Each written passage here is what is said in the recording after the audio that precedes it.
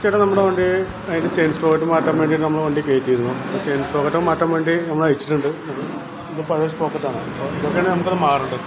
അത് മാത്രമല്ല അതിൻ്റെ ഒരു വീലിൻ്റെ 4 റബ്ബർ മാറണം, ചെയിൻ സ്പോക്കറ്റ് മാറണം. അതുപോലെ വീലിൻ്റെ ബാരിങ് നല്ല ഷേക്കുണ്ട്. വീലിൻ്റെ ബാരിങ് മെയിൻ കംപ്ലയിൻറ്റ് പറഞ്ഞാൽ ഈ ബാരിങ്ങിന് ഷേക്കുണ്ട്. പക്ഷേ ഈ ബാരിങ്ങിൻ്റെ ഔട്ടർ കംപ്ലയിൻ്റാണ്. കേട്ടോ, വെറുതെ ഊരിയെടുക്കാം നമുക്ക് കൈ കൊണ്ട്.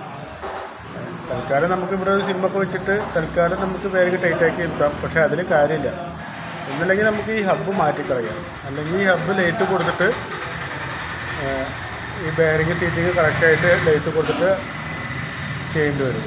ഒന്നല്ലെങ്കിൽ ഹബ്ബ് മാറ്റുക, അല്ലെങ്കിൽ ലൈറ്റ് കൊടുത്തിട്ട് ബാരിങ്ങിൻ്റെ സീറ്റിങ് ക്ലിയർ ചെയ്യാം. ഇത് രണ്ടും ചെയ്യുമ്പോൾ നമുക്ക് സമയമാണ് വേണ്ടത്.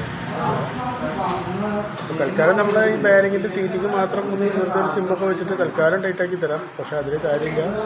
ഇത് ലൈറ്റ് കൊടുത്തിട്ട് ചെയ്യുക, അല്ലെങ്കിൽ ഹബ്ബ് മാറ്റുക, ഏതെങ്കിലും ഒന്നും നമുക്ക് ചെയ്യേണ്ടി വരും. അതൊക്കെയാണ് കംപ്ലൈൻറ്റ്.